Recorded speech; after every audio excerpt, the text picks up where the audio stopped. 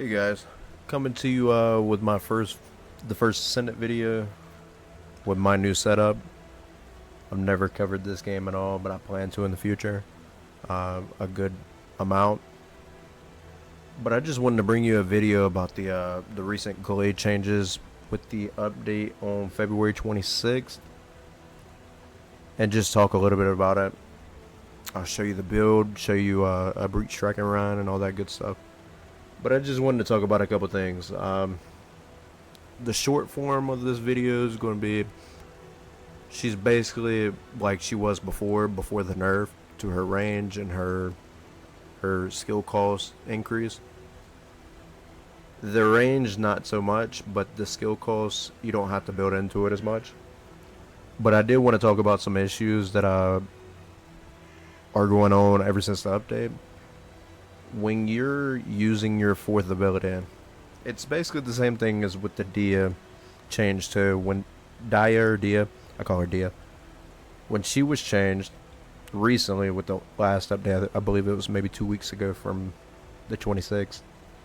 When she was changed, her fourth ability, if you were playing on controller, I've seen a lot of people complaining about it in the world chat and people complaining about it online, but your cursor will go straight up in the air, or it will go to a certain side or something like that.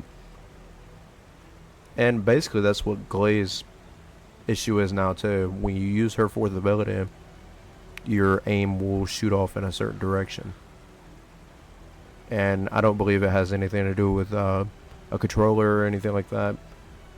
I believe that is something they might have messed up when they were doing it, because I didn't have any issues before, but now I am. And also, before, when you were using Gley's fourth ability, you could jump on your bike and be able to cancel the animation. They've changed that now. Now you can't do that anymore. I don't know why they changed that, because it was very helpful, especially in breach tracking. You clear out a group of enemies or something like that, it's time to move to another location. You just jump on your bike and cancel the animation. Now you can't do that. Of course you can when you're using the ability to speed it up by continuing to press L1 and square, but you can't cancel the animation as easily as before. So yeah, I just wanted to come on here and bring that to your attention, or maybe a developer might see a video or something like that. I highly doubt it. I'm just starting out, but you never know.